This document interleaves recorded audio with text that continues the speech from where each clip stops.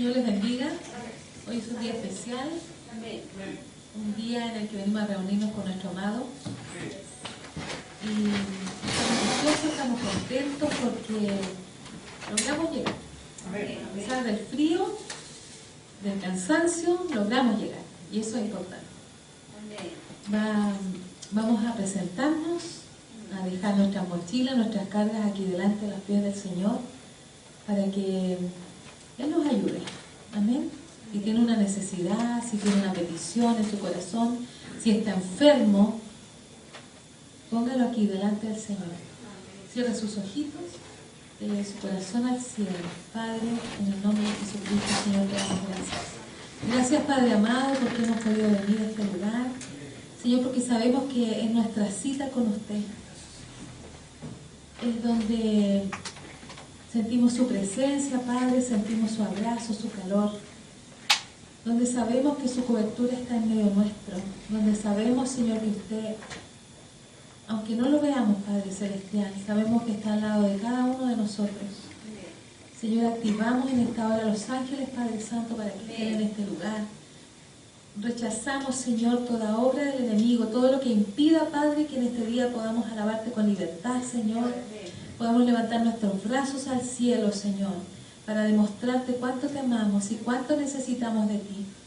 Señor, en el nombre de Jesucristo, Padre Celestial, te damos toda la gloria, toda la honra. Te decimos gracias, Señor. Gracias porque caminamos, Padre, porque respiramos, porque tú nos has guardado de las enfermedades. Señor, te pedimos una bendición especial sobre los niños de nuestra iglesia. Amén. Sobre todas esas pestes, Señor, que vienen en camino, Padre Celestial. Nosotros las anulamos para nuestros hijos, nuestros nietos, Padre amado, para cada niño que está en este lugar, dependiendo de cada uno de nosotros. Señor, porque tú nos mandaste, Padre Santo, a que oráramos unos por otros. Y eso estamos haciendo, pedimos tu cobertura. Amén. Señor, los que están enfermos en este día no han podido llegar, Padre, bendígalos usted. Haga un milagro, una sanidad divina en el lugar donde ellos están. Y los que vienen en camino todavía, Padre amado, apresure sus pasos y sea usted guardándolos de todo peligro. Señor, queremos alabarte con nuestro corazón en este día. Queremos levantar, Señor, nuestras manos. Queremos que tú bendigas al coro, Señor, para que estas alabanzas fluyan, para que podamos fluir a través de ellas hacia ti, Señor. Padre, unimos cielo y tierra en esta hora y decimos que tu presencia está en medio nuestro. Te damos gracias, Señor. Mil gracias, Padre amado, por todo lo que tú haces por nosotros. Comenzamos nuestro culto, Señor, en el nombre del Padre, del Hijo y del Espíritu Santo. Amén y amén. Gracias, amén. Señor. Vamos a alabar al Señor. Amén.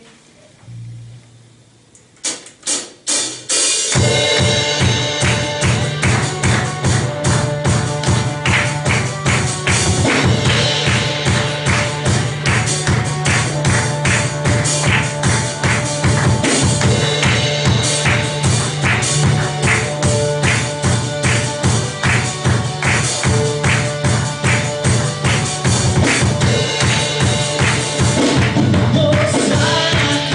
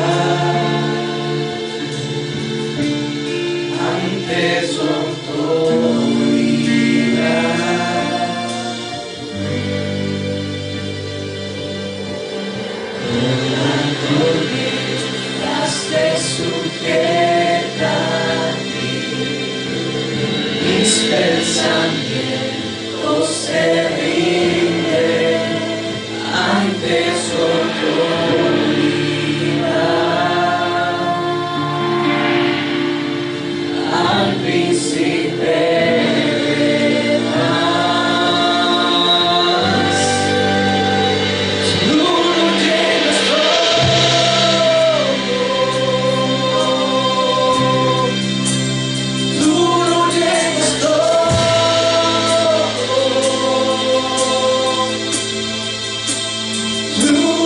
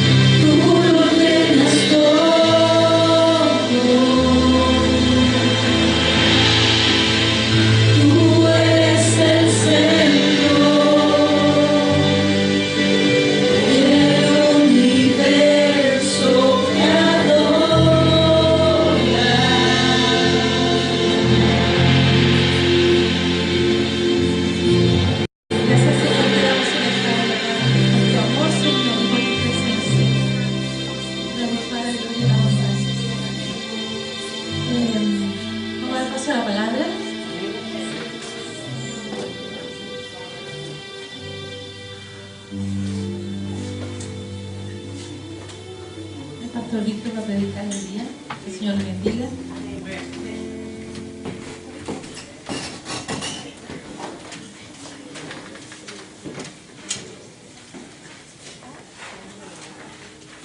Dios le bendiga, hermano. Dios añada bendición a su vida. Amén. Vamos a abrir nuestras Biblias en el Evangelio según San Juan, capítulo 13, verso 15.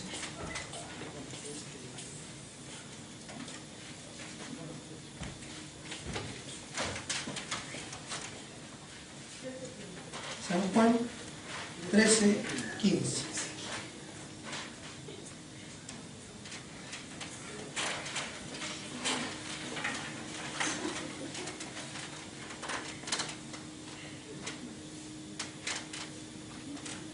¿Se lo ha encontrado? Invito a ponerse en pie en reverencia a la palabra del Señor y leemos todos juntos el 13, 15. Amén. Amén. Porque ejemplo os he dado para que como yo os he hecho, vosotros también hagáis. Amado Dios y Padre, esta noche hemos exhortado tu palabra y la palabra dice que es espíritu y vida, alimento para nuestra alma, alimento para nuestro ser. Señor, en esta hora pedimos que esta nos bendiga, nos santifique, nos purifique y también nos edifique en la persona de Jesucristo. Le damos gracias, Señor, porque esta palabra pedimos que sea a nosotros un ungüento, que nos traiga sanidad, también nos traiga luz y bienestar a nuestra vida. Le damos gracias, Señor, en el nombre de Jesús. Amén. Pueden tomar asiento, hermano, Dios les bendiga. Y yo quisiera partir con un pensamiento acerca de esta palabra, que ahora la voy a leer solo. Porque ejemplo os he dado para que como yo os he hecho, vosotros también hagáis. Y el principio de esta palabra es que si aplicamos los mismos principios que Jesús aplicó, tendremos los mismos resultados que Él tuvo. Jesús vivió una vida de principios. ¿Por qué digo principios? Porque Él tenía muy claro su caminar, tenía muy claro cuál era su meta o su fin acerca de lo que Él vino a hacer aquí a la tierra. Y por eso Él vivió con los principios no propios, sino que los principios que ya había exhortado Dios mismo en el Antiguo Testamento, porque el Señor no conoció el Nuevo Testamento, sino que Él vivió esa historia. Y por lo tanto, Él siempre decía, escrito está. Él siempre decía a los contemporáneos, escrito está, y le citaba una parte de la Escritura. Bien, la Biblia siempre nos muestra que los mejores resultados que nosotros vamos a obtener en nuestra vida van a ser cuando apliquemos los principios de Dios, que en el fondo es la voluntad de Dios. Siempre usted ha escuchado de acá del púlpito o a algún hermano, que Dios te revele su voluntad o haga la voluntad de Dios, y a eso no se queda un signo de interrogación, porque son términos un poco eclesiásticos y como muy difíciles de ser tangibles. Pero la voluntad de Dios son los principios de Dios. En el fondo, si yo vivo los principios de Dios, estoy viviendo la voluntad de Dios. La voluntad de Dios no cambia, no muda. Dios no cambia de opinión, sino que Él habló y formó unos principios. Y podemos ver nosotros en la Escritura personas que erraron al no ocupar los principios de Dios. Por ejemplo, cuando en el desierto Dios manda a Moisés a hacer el tabernáculo, y dentro del tabernáculo el Señor mandó que una tribu fuera la que iba a cuidar o mantener todo lo que correspondía al quehacer del tabernáculo, llámese la limpieza, la mantención y todas las cosas que había que hacer, y esa era la tribu de Leví. Pero de la tribu de Leví, Él tomó una familia, que era la familia de Aarón. Y Aarón fue cabeza y sus hijos para el sumo sacerdocio. Y nosotros a veces confundimos porque siempre decimos los sumos sacerdotes llevaban el arca. Y no eran los sumos sacerdotes los que llevaban el arca. Los que llevaban el arca era una familia de Leví. Es decir, Leví tenía 3 familias, 3 hijos. Uno manejaba en el atrio, otro manejaba en el lugar santo y el tercero manejaba el lugar santísimo. Y fue así ordenado por Dios. ¿Qué pasó durante la historia? Durante la historia, la primera cosa que nos muestra la Escritura es que Dios no hace acepción de personas. Aunque le dio el privilegio a todas estas familias, cuando fueron investidos, ungidos, santificados y apartados para el servicio de la casa de Dios, dice que los hijos de Aarón, los 2 mayores, ofrecieron a Jehová un fuego extraño. Porque la Biblia nos enseña de que cuando se inaugura, por decir de alguna manera, o se oficializa el servicio en el tabernáculo, Dios mandó fuego del cielo. Y ese fuego descendió y consumió el holocausto. Es el mismo fuego que descendió cuando Elías oró en el monte Carmelo, que descendió fuego del cielo y consumió el holocausto.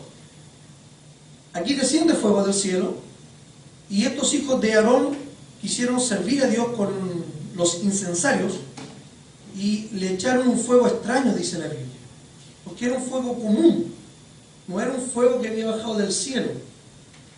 Y dice la Biblia que ellos murieron, los 2 murieron ese mismo día. Y esto nos da un ejemplo a nosotros también a servir, porque todas las cosas que habían en el tabernáculo estaban y debían ocuparse solamente con ese fuego.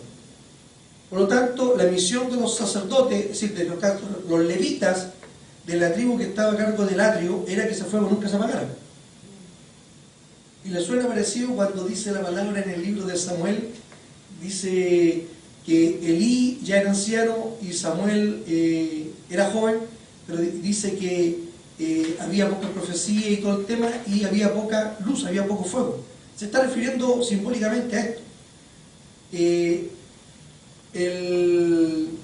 Los sacerdotes usaban unas bolitas que eran donde ponían el incienso, que era el incensario, que tenía una cadenita, y eso se alimentaba solamente con el fuego que había bajado desde el cielo. Los animales que eran sacrificados en el altar también eran consumidos con el fuego que había bajado desde el cielo. Y había en el lugar santísimo un lugar especial donde se quemaba incienso, que la Biblia dice que son las oraciones de los santos, que también eran alimentados con ese mismo fuego. Y en el lugar santo había una lámpara con 7 brazos, que era un candelabro especial, que cada candelabro tenía una llama, eran 7 llamas, que también eran alimentados por ese mismo fuego.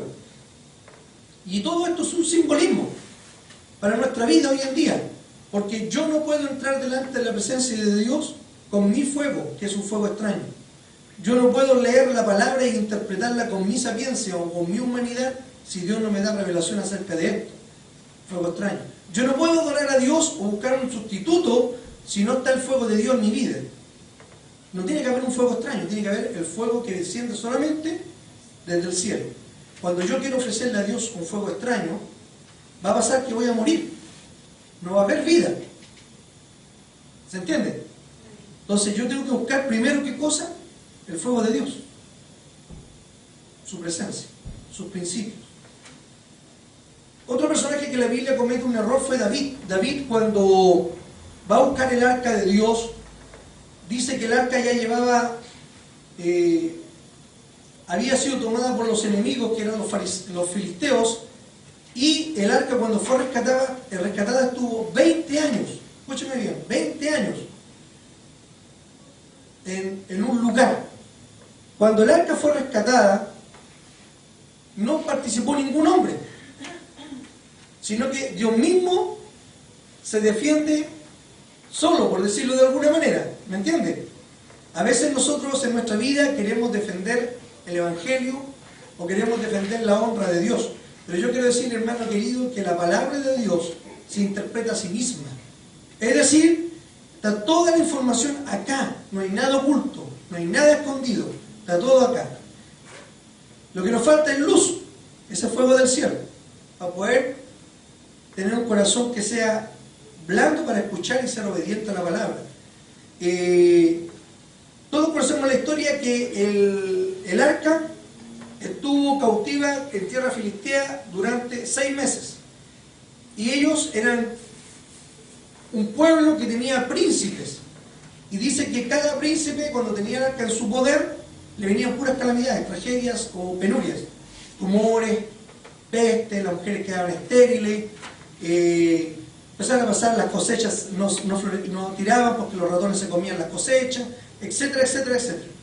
Entonces cada príncipe se pasaba el arca de un príncipe a otro porque nadie quería tener el arca, porque el arca era causa de calamidad. Sin contar que la Biblia dice que el primer día que ellos llegaron con el arca, lo primero que hicieron, no se olviden que el arca era de oro, puro.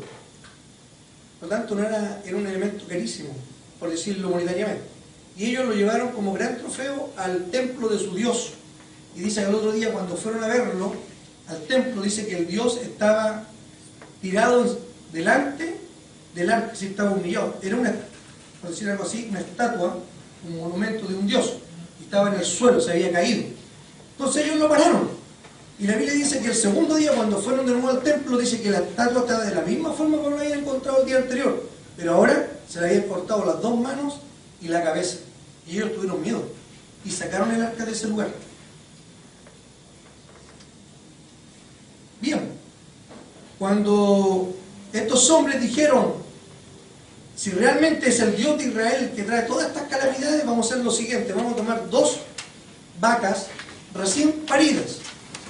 Y vamos a amarrar sus terneros y vamos a poner las 2 vacas en una carreta y el arca la vamos a poner sobre la carreta. Y si el arca es guiada por estas vacas, por este camino derecho, sin que las vacas se paren, se desvíen o se devuelvan a causa del mugido de los terneros, significa que realmente fue el Dios de Israel el que causó todo esto en nuestra tierra durante 6 meses.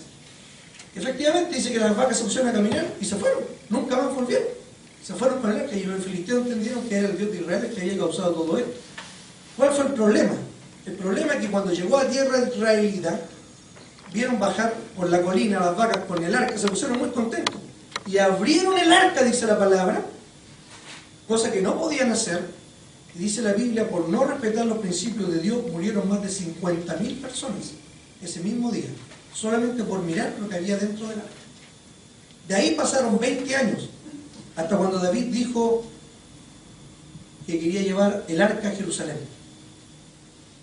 20 años pasan muchas cosas. Y se volvieron a olvidar de los principios de Dios. E hicieron lo que Dios no le había dicho. Hicieron lo que habían hecho los filisteos. ¿Qué hicieron? Hicieron una carreta. Subieron el arca a la carreta. Y se estaban llevando el arca hacia Jerusalén. Cuando la Biblia relata que el arca, o los bueyes, los animales que llevaban el arca, tropezaban por el camino que era de piedra. Y el arca se iba a caer en la carreta y ayudaba a un hombre y la firma, para que no se caiga. Pero no era de la tribu de Leví y no era de la tribu de la familia de Coat, que tenía que ser solamente esos hombres los únicos autorizados a tocar el arca. Y dice que murió inmediatamente por solamente tocar el arca. Aquí empezamos a hablar de los principios de Dios. Dios tiene principios para nuestra vida, o su voluntad. ¿Se ha dado cuenta que a veces una persona dice, ¿será la voluntad de Dios que yo le comunique a alguien el Evangelio? ¿Qué cree usted? Usted se ríe porque es algo simple. Pero la Biblia dice que es nuestro deber hablar del Evangelio a toda criatura. Y el que creyere y fuere bautizado, este será salvo. Cuando usted estudie el tabernáculo, o si tiene la oportunidad de estudiarlo, dice que tenía una puerta que medía 10 metros. 10 metros, o sea, lo que es 10 metros, el templo tiene 9. 10 metros tenía la puerta del tabernáculo, una sola puerta. Y dice que la puerta tenía 3 colores, ¿cierto? Lino fino, que es blanco, carmesí, púrpura y lino.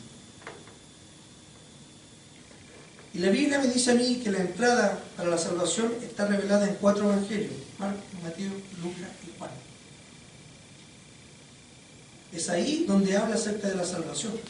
Es ahí donde habla el evangelio. Es la gran puerta que Dios ha abierto para que todo el mundo entre, sin excepción de personas. Nosotros siempre hemos hablado de que cuando Cristo murió el velo del templo se rasgó y todos lo hemos escuchado.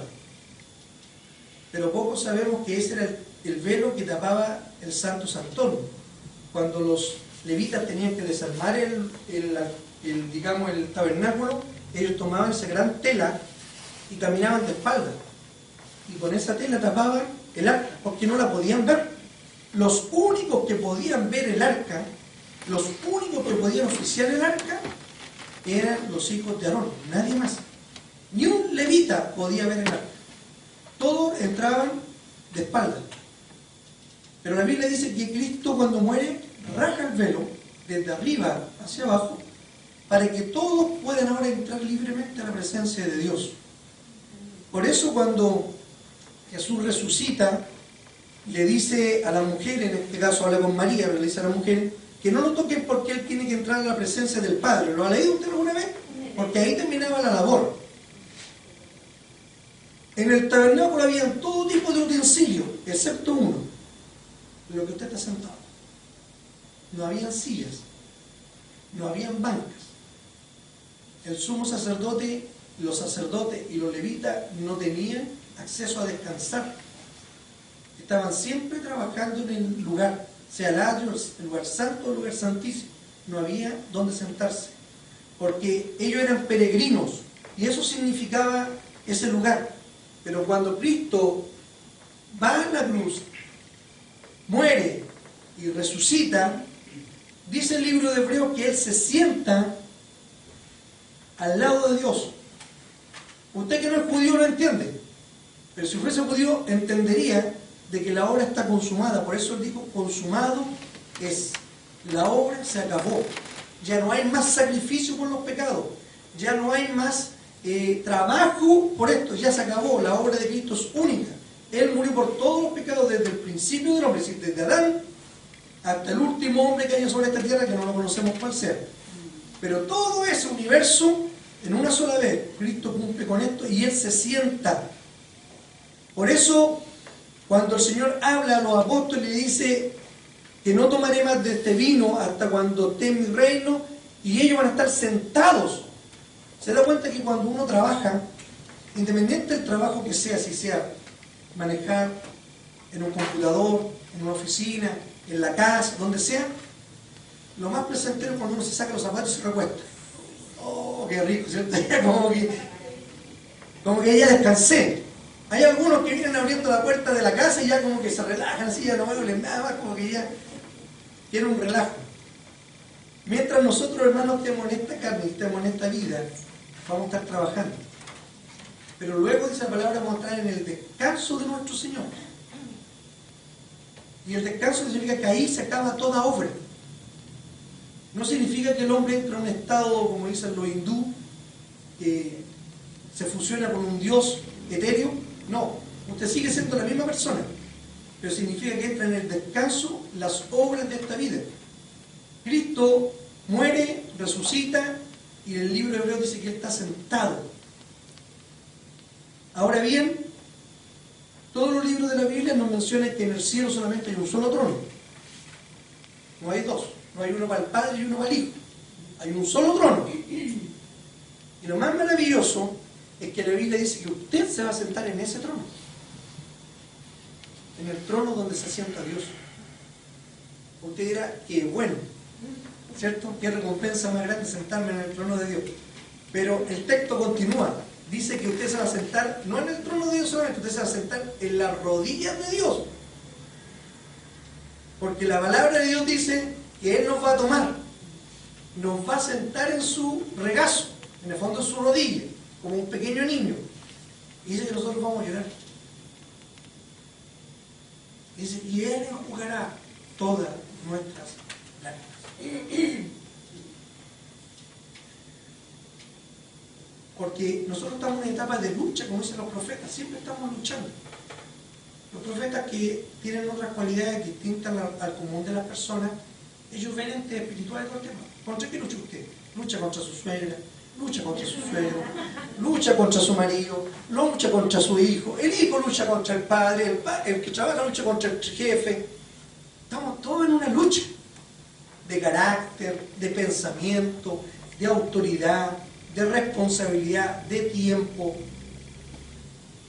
Por eso cuando llegamos a la casa, que es nuestro propio palacio, descansamos. Lo peor es cuando dice Salomón que llegamos a una casa y llegamos con más problemas. Dios nos libre de eso. ¿Amén? Jesús dice acá, porque ejemplos he dado. El Señor todo lo habló con un ejemplo. Nada habló sin que Él lo hiciera primero. Que Dios nos ayude, ¿eh? Porque a veces nosotros le ponemos más carga a los demás de las que nosotros queremos llevar. ¿Sí o no? En diferentes cosas.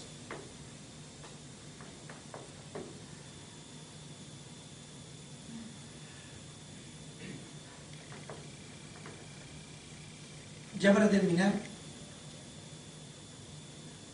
si usted aplica los principios de Dios, si yo aplico los principios de Dios, vamos a tener resultados distintos, no con nuestra mente. Se da cuenta que hay una sola texto en la Biblia que no es una visión, muchas veces se confunde con una visión, es, podríamos decir vulgarmente, una risotada, si lo queremos poner así. Dice que estaban los reyes de Israel acá, y dice que llega un profeta y todos le profetizaban a bien al rey. Te va bien, anda a la guerra, te va a ir bien. Anda a la guerra, te va a ir bien, le decía. Pero el rey de Judá le dijo, no hay otro profeta que podamos consultar. Y él dijo, sí, hay uno más, pero siempre me profetiza para mal. Llamémoslo para escuchar, estaba en la cárcel, lo tenía en la cárcel el rey, porque siempre me profetizaba para mal. Y cuando viene de la cárcel, el capitán de la guardia que dice, oye, por favor, profetízale bien al rey. Todos le han profetizado que le va a ir súper en la guerra. Profetízale tú también que te va a ir bien, nos ahorramos todo un problema, ¿me entiendes, no? Y llega ya el profeta y el rey pregunta, bueno, ¿qué dice Jehová? Y él se ríe, le dice, vi yo, porque esto no es del profeta, él hace como una humorada, él hace como una, ¿cómo podría ser? Como una ironía. Le dice, vi yo a Dios en su trono y Dios pregunta, ¿qué haré? Eso, hermano, es una ironía. Dios no necesita preguntarle a nadie lo que va a hacer. Dios no tiene consejero. La Biblia dice, ¿quién aconsejará a Dios en el libro de Job? ¿Quién le enseñará sabiduría? ¿Quién le enseñará las cosas? A Dios. Y Dios dice, pregunta a Dios en su trono, ¿qué haré? Y dice que salió un pequeño espíritu. Y le dijo, dame permiso para ir yo a hablar con ellos y yo ser espíritu de turbación.